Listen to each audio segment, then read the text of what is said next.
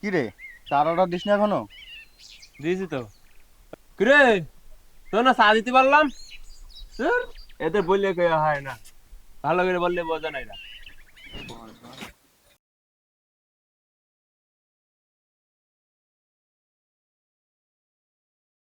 এই, তুই যে ওই চাচার সাথে থাকিস, তা কিছু মাল করে কামাইছিস তো? আরে কি বলিস, কিছু তো কিছু লাগে না, একেবারে তো খালি হাতে চলে না।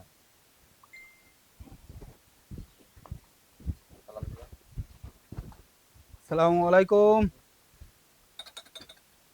ভাই। হ্যাঁ, আপনার দোকানে কি ভালো পাউরুটি আছে? দিন আর পাউরুটি দিন আর বিস্কুট আছে নিয়ে যান। ওই দে হুজুর কিনেছে দেখ। ভাই এই নেন আপনার টাকাটা নেন।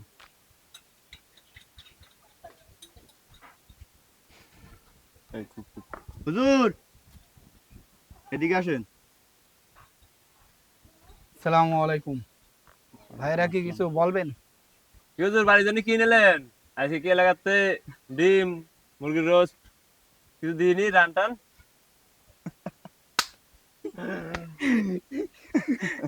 আরে আর কিছু বলিস না। হুজুরের বউ মনে হয় বলেছে বার্গার খাওয়ার বায়না ধরেছে, এখন হুজুর নিয়ে যাচ্ছে বিস্কুট। কি হুজুর, রান টান হয়নি কি আজকে? ভাই আমাকে এভাবে বলে কি আপনাদের খুব শান্তি লাগবে? আমার স্ত্রী অসুস্থ, তো তার জন্য ওষুধ নিলাম আর কিছু নাস্তা নিয়ে যাচ্ছি। তো আপনারা এভাবে তুচ্ছ তাচ্ছিল্য করে না বললেও পারতেন। আর একটা কথা ভাই, একজন মুসলমান হয়ে আরেকজন মুসলমানের সাথে এরকম হাসি ঠাট্টা করা, তাকে হাসির পাত্র বানানো, এটা কি কোনো ভালো মানুষের কাজ? আপনাদের বিবেকের কাছে এই প্রশ্নটা রেখে গেলাম। আসসালামু আলাইকুম। কিরে হুজুর তো আমাদের সবার অপমান করতে হয়ে গেল। যাই বলিস, দিন দিন হুজুরের সাহস অতিরিক্ত বেড়ে যাচ্ছে, মুখের উপর জবাব দিয়ে গেল। থাম তোরা, ধৈর্য ধর, হুজুরের ব্যবস্থা নিচ্ছি।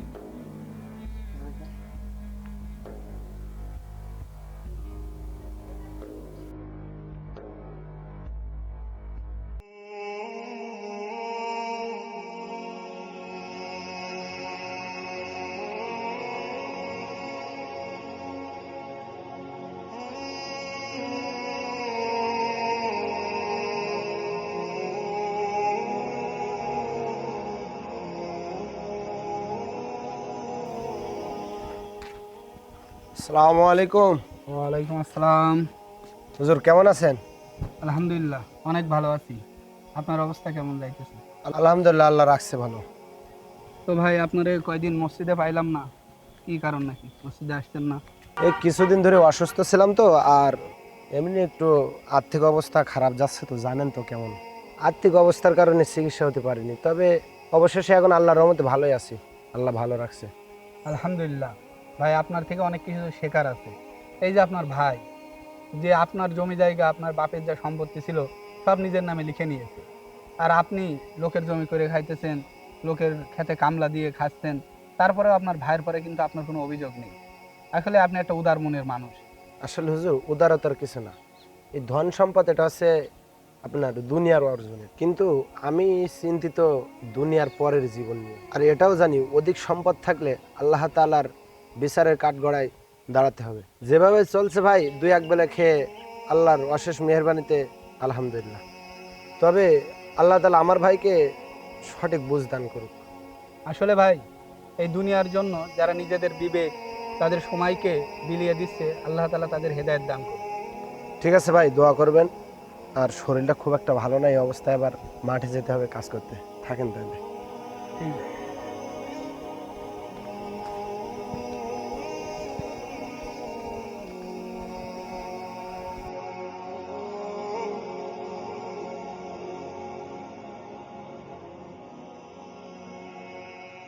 ওই, তোর জয়নাল চাচা এবার কুরবানির গরু টরু কিনবে নাই নাকি?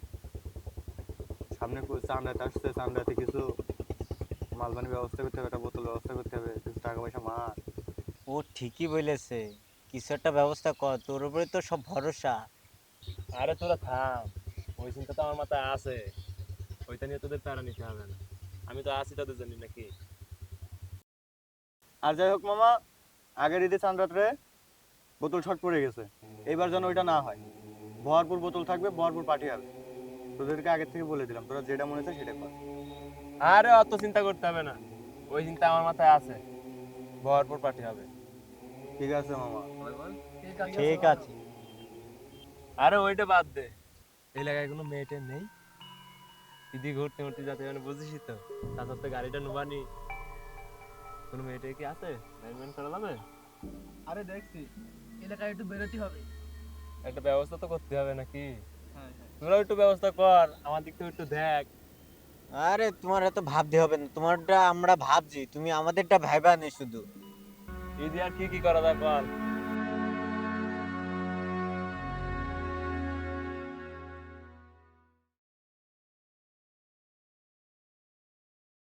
আমরা এখানে বসে আছি আল্লাহ তাআলার অনুগ্রহে, যে আল্লাহ তাআলা আমাদের সুস্থ রেখেছেন। তো আমরা যে হাদিস কোরআন থেকে যেটা বুঝি, আপনাদের যেটা এতক্ষণ ধরে বললাম, যে আপনারা হলো এলাকার যুব সমাজ। তো আপনারা যদি নামাজে অলসতা করেন, নামাজে না যান, তো আমি মনে করেন আপনাদের মসজিদে ইমামতি করছি, তো যদি মুসল্লি না থাকে তাহলে আমি নামাজ পড়াবো কাদের? তো আপনাদের উচিত কি, যে আপনারা যুব সমাজ, আপনারা আগে আগে মসজিদে যাবেন, আরও যারা নামাজ পড়ে না তাদেরকেও কি আমাদের নিয়ে যাওয়ার চেষ্টা করতে হবে। তো সামনে কিন্তু আমাদের কুরবানি ঈদ চলে এসেছে প্রায়। তো সামনে যেহেতু কুরবানি ঈদ, আপনাদের যুব সমাজের উচিত কি, যে মহল্লায় ঠিকমতো কুরবানি হইতেছে কিনা, যারা গরিব আছে তারা ঠিকমতো তাদের অংশ পায় কিনা, এগুলো কি আপনারাই দেখবেন। আপনারা যদি সামনে এগিয়ে না আসেন তাহলে কিন্তু কি আমাদের সমাজটা একসময় ইসলাম থেকে দূরে সরে যাবে। তো ভাই, আমরা যে কথা বলছিলাম, যে আমরা যেন যুব সমাজকে ইসলামের কাজে অগ্রগণ্য হয়। আপনাদেরকে আসসালামু আলাইকুম হুজুর। ভালো আছেন? সালাম, আলহামদুলিল্লাহ। আপনি কেমন আছেন? আলহামদুলিল্লাহ। ভাই এসেছেন, দাঁড়িয়ে আছেন কি জন্য? বসেন। আচ্ছা, আপনারা তাহলে যেটা বললাম, আপনাদের ইনশাল্লাহ সামনে যেন নামাজে পায়, ঠিক আছে? তাহলে আপনারা এখন যেতে পারেন।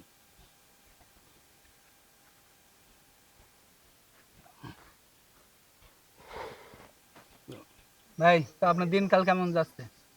আলহামদুলিল্লাহ ভালো। আমি আসছিলাম আপনার এই জায়গায় ভাই, একটু দরকারি কথা ছিল আপনার সঙ্গে। আপনারও অনেক খুঁজলাম, মসজিদে খুঁজলাম, পালাম না। মুয়াজ্জিন সাহেব বললো আপনি এদিকে আইছেন, তাই আসলাম আপনার এখানে একটু কথা বলার জন্য। কুরবানি যেহেতু সামনে, কুরবানির বিষয় নিয়ে একটু কথা বলবো আপনার সঙ্গে। তো কি বিষয় নিয়ে কথা বলবেন? কি কিছু জানতে চাচ্ছেন নাকি কুরবানি বিষয়? জি, আচ্ছা, তা বলেন দেখে, কুরবানি বিষয় কি মাসালা জিজ্ঞাসা করবেন? আমার বলার ছিল ভাই, সামনে তো কুরবানি আসতেছে। এখন আমি তো টাকা পয়সা আমার নেই বাড়তি, তারপরে মনে করেন কুরবানি করার ইচ্ছা আছে। এখন আমি যদি না করি কুরবানি, কোনো সমস্যা? আমার পক্ষে কি কুরবানি ওয়াজিব? মাশাল্লাহ ভাই, আপনি একটা ভালো বিষয় জিজ্ঞাসা করেছেন। এই যে আপনার ভাই, বড় ভাই, সে তো অনেক টাকার মালিক, কিন্তু কোনো সময় একটা মাসালা জিজ্ঞাসা করে না, নিজের মন মতন চলে। আপনি যেহেতু একটা বিষয় জিজ্ঞাসা করেছেন, তো আপনার তো সম্পদ বেশি নাই, আবার ঋণ আপনি বলছেন, অবস্থা খুবই এখন খারাপ। তো এই হিসেবে আল্লাহ তাআলা তো আর সকলের উপর কুরবানি ওয়াজিব করেনি। যারা সামর্থ্যবান, নিসাব পরিমাণ সম্পদের মালিক, তাদের উপরে কুরবানি ওয়াজিব। তো আপনার যে অবস্থা, আপনার উপরে কুরবানি ওয়াজিব না। আসলে ভাই, টাকা পয়সা আমার নেই ঠিক আছে, তারপরেও অনেক আশা কুরবানি করব। জানেন তো আমার সংসারের বিষয়, ফ্যামিলির বিষয়, অভাব। তারপরেও কিছু টাকা জমাইছিলাম কুরবানি করার জন্য। আমি কুরবানি দিতে পারবো কিনা ভাই? আচ্ছা ভাই, আপনি তো যা কুরবানি দেওয়ার জন্য কিছু টাকা গুছিয়েছেন, আমি বুঝলাম। তো এখন যদি, যেহেতু আপনার উপর কুরবানি ওয়াজিব না, তারপরেও যদি আপনি কুরবানি করেন, তাহলে এতে আপনার বহু সওয়াব হবে। এতে আল্লাহ তাআলা আপনার সম্পদেও বরকত দেবে, অনেক সওয়াব দান করবে। আর যদি কুরবানি না করেন তাহলে আপনার গুনাহ হবে না, কিন্তু যদি করেন, যে উদ্যোগ আপনি নিয়েছেন, এর কারণে আপনার সওয়াব হবে অনেক। আচ্ছা ঠিক আছে ভাই, খুব খুশি হলাম আপনার কাছ থেকে মাসালাটা জেনে। আমি এটা জানার জন্য আসছিলাম আপনার কাছে। আচ্ছা, ভালো থাকেন তাহলে।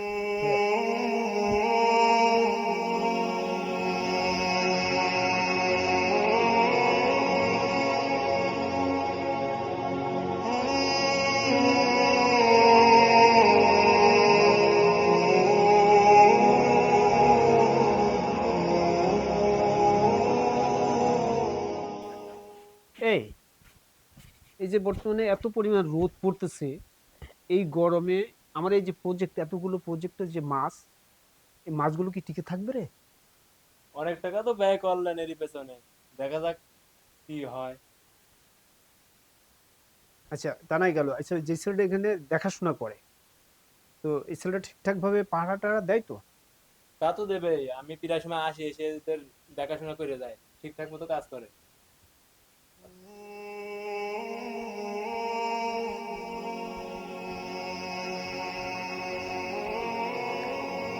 চাচা একটা কথা বলতাম। হ্যাঁ বল, কি বলবি তুই? চাচা, আমি তো আপনার এই জায়গায় এই প্রজেক্টে বহুদিন যাবৎ কাজ করছি।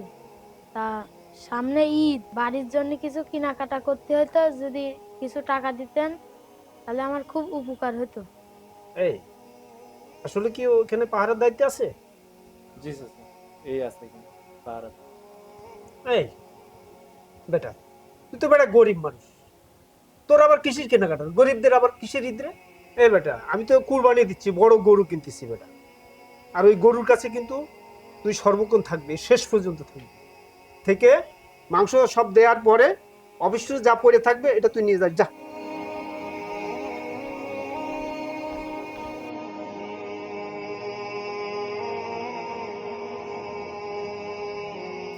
চল তো ওইদিকে কি অবস্থা একটু দেখি, চল ওইদিকে একটু যাই। চলেন চাচা।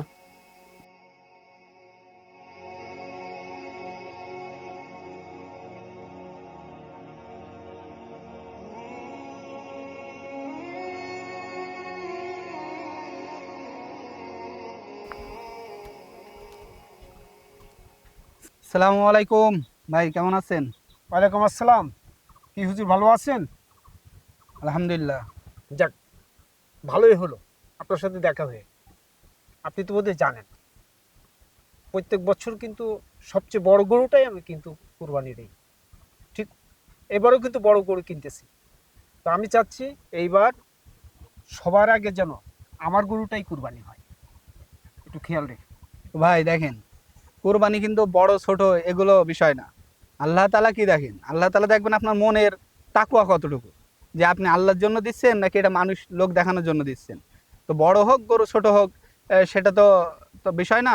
তো ভাই আপনি তো প্রতিবার বড়টাই কোরবানি দেন, আপনার সামর্থ্য অনুযায়ী বড় গরুই দেন, এটা জানি। তো এর জন্য কিন্তু অহংকার করলে হবে না। যেহেতু কোরবানি আপনি দিচ্ছেন, এটা কিন্তু লোক দেখানোর জন্য না, এটা আল্লাহর জন্য করতে হবে।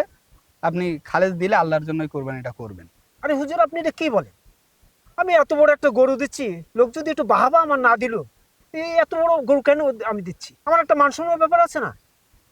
দেখেন ভাই, কুরবানি কিন্তু একটা ত্যাগের বিষয়, এটা কিন্তু মানুষ দেখানোর কোনো বিষয় নয়। আপনি কত বড় কুরবানি দিলেন এটা কিন্তু আপনার অর্থের উপর এটা নির্ভর করবে, যে এটা লোক দেখানোর কোনো বিষয় নয়। আর এই লোক দেখালে আপনার সওয়াব যেমন তেমন, কুরবানি দিয়ে আরও আপনার গুনাহ হবে। আরে হুজুর, আপনি সমাজের বিষয়ে কিছু বোঝেন?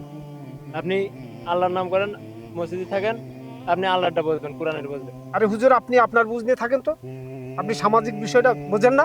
আপনি ইমামতি করেন, আমার অনেক তাড়া আছে, গরু কেনার বাকি রয়েছে, আপনি জানতো আপনার কাছে।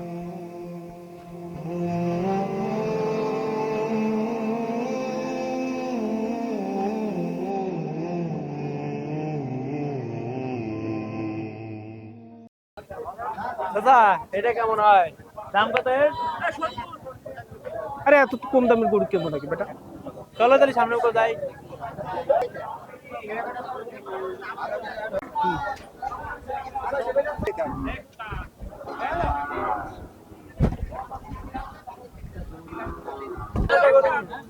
দেখ দামটা।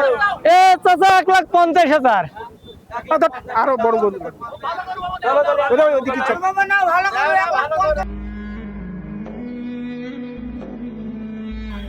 এই গরুটা দেখতো, এই গরুটা তো পছন্দ হলো রে। দেখতো দাম টাম শুনতো, এই গরুটা একটু দেখতেও ভালো বড় বড়। দাম কট। দাম কত এই গরু? 3 লাখ 3 লাখ। আরে টাকা কোনো ব্যাপার না বেটা, তুই কথাবার্তা বল, কথাবার্তা বল, কথা ফাইনাল কর বেটা, টাকা কোনো বিষয় না। এইটাই নেবো। অনেক ভালো হবে। তাহলে এইটা নিয়ে যাই, এইটা নিয়ে যাই, কি বলো? তাহলে এইটাই নেওয়া যাক। হ্যাঁ, এটা নেবো। তাহলে এইটাই নেবো।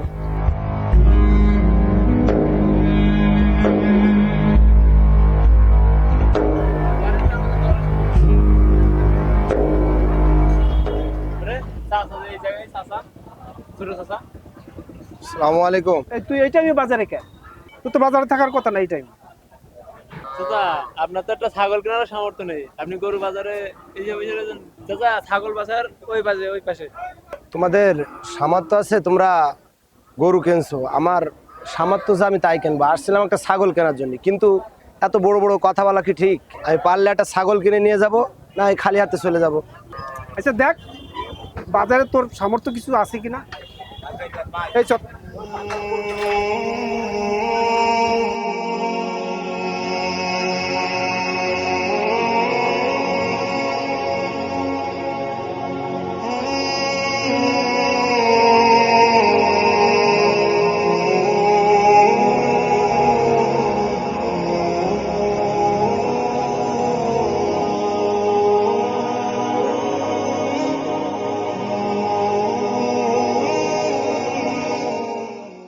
চাচা এখনো তো কাজ সম্পূর্ণ শেষ হয়নি, কাজ চলছে।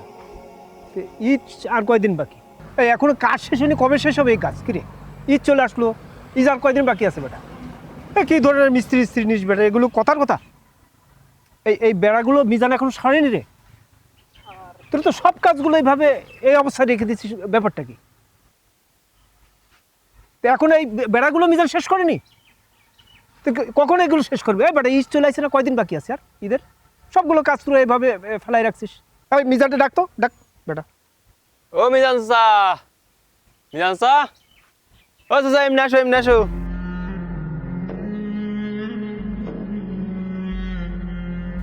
আসসালামু আলাইকুম। ওয়ালাইকুম আসসালাম। তোর বলিনি এগুলো তাড়াতাড়ি সরাতি? ঈদ চলে আসছে আর কয়দিন বাকি আছে?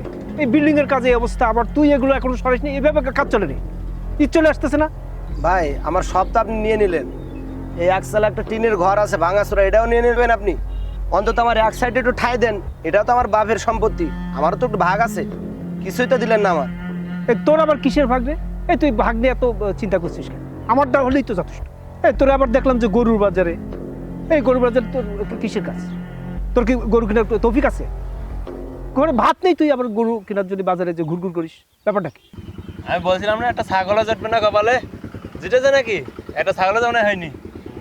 ভাই আমার সম্পত্তি তো সব আপনি নিয়ে নিলেন, এরপরে বলছেন গরুর হাটে তুই কি করতে গেলি? ছাগল আমি কিনতে পারি না, ভালো কথা, আপনি বিরাট বড় গরু কিনেছেন। গরু কোথার থেকে কিনেছেন? আমাদের সম্পদ মেরে নিয়ে তার পথ। আপনি যে কুরবানির জন্য গরু কিনেছেন, ওই গরু ওই কুরবানিকে আপনার কবুল হবে? ভাই এগুলো আপনি ছেড়ে দেন। এই যে আমার সম্পদ মেরে আপনি বিরাট বড় লোক, সেই সমস্ত টাকা দিয়ে কুরবানি করতেছেন, বিরাট গরু কিনেছেন, আপনার নাম হবে, এলাকার লোক দেখবে, সব ছেড়ে দেন। আমার টাকা মেরে যে আপনি নিলেন, আপনি যে কুরবানি করবেন, আসলে এই যে বিরাট বড় গরু কিনেছেন, আপনি এলাকার লোকজনকে দেখাবেন, এই কুরবানি মানুষ দেখানোর জন্য না, আল্লাহর সন্তুষ্টির জন্য করতে হয়। আর আপনি ভাই বোনদের সম্পদ মেরে নিয়ে আপনি বিরাট বড় লোক কুরবানি করতেছেন, এই কুরবানিকে আপনার কোন কাজে হবে? এমনও তো হতে পারে যে আপনি যে কুরবানি দেওয়ার জন্য গরু কিনেছেন, এই কুরবানি আপনার কবুল হয়নি, কুরবানি দেওয়ার সুযোগটুকু আল্লাহ তাআলা আপনারে দেয়নি। এই তোর এত কথা আমি শুনতে চাচ্ছি না, তুই তাড়াতাড়ি করে চালাটা এখান থেকে সরাবি। ভাই সরাই নিচ্ছি আমি চালাটা, আমি যে কথাগুলো বললাম এটা মাথায় রেখেন, আল্লাহ তাআলা এত অহংকার পছন্দ করেন না, সহ্য করেন না।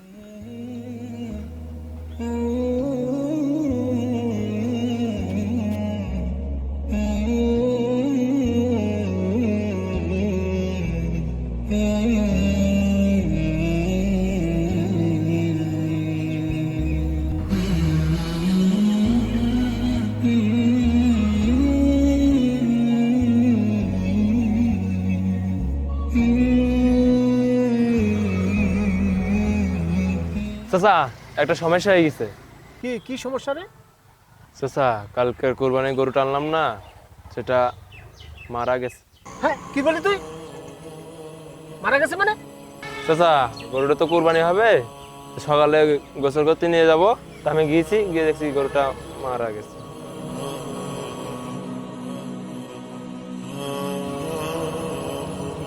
তুই একটা কাজ কর, মিজানকে খবর দিয়ে আমার কাছে পাঠা, গরুটা নিঃশ্বাসন করার একটা ব্যবস্থা করতে হবে। যা।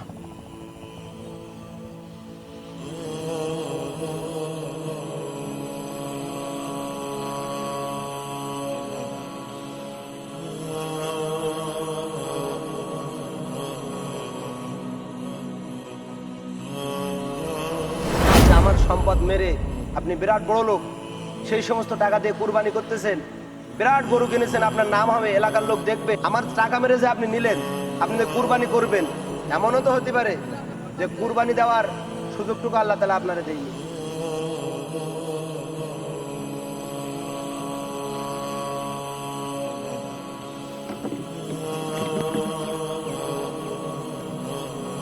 ভাই হঠাৎ করে আমার ডাকলো কেন? আজকে ঈদের দিন, আজকেও কথা শোনাবে আমারে? বুঝলাম না কে জন্য ডাকলো আমার।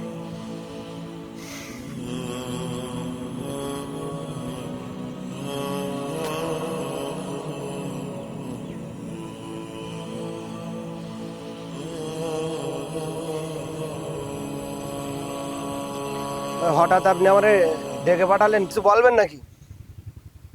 বলেন। হ্যাঁ মিজান, আমার যত অহংকার ছিল রে সব ভেঙে তছনছ হয়ে গেল রে আজকে রে। ভাই বুঝলাম না আপনার এ কথা, হঠাৎ এমন কথা বললেন। কি ঘটেছে ওটা বড় কথা না রে ভাই, আজকে ঈদের দিনে আমার চোখ খুলে গেছে রে।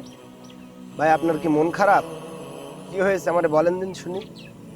ভাই আপনি মন খারাপ করেন না, আমার যে এই টিনের এক চালা ছিল এটা আমি কালকে উঠাই নিয়ে যাব। আপনি কালকের থেকে টিনের চালার দেখতে পাবেন না।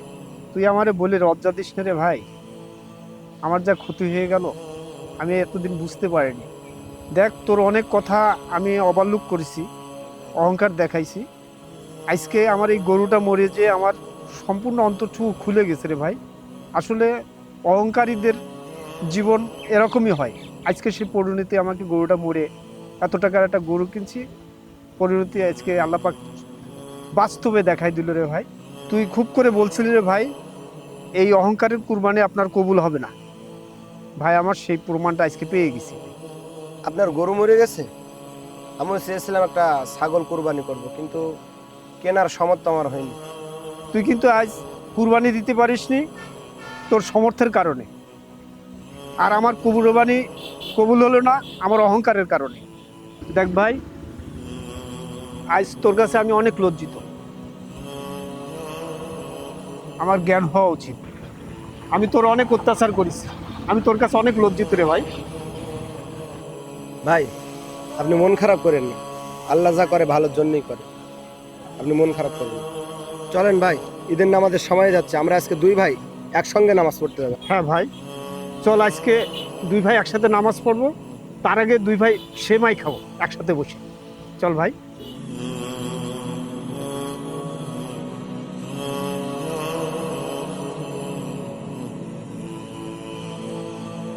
চলেন ভাই, আমরা সেমাই খেয়ে একসঙ্গে নামাজ পড়তে যাবো, আসুন।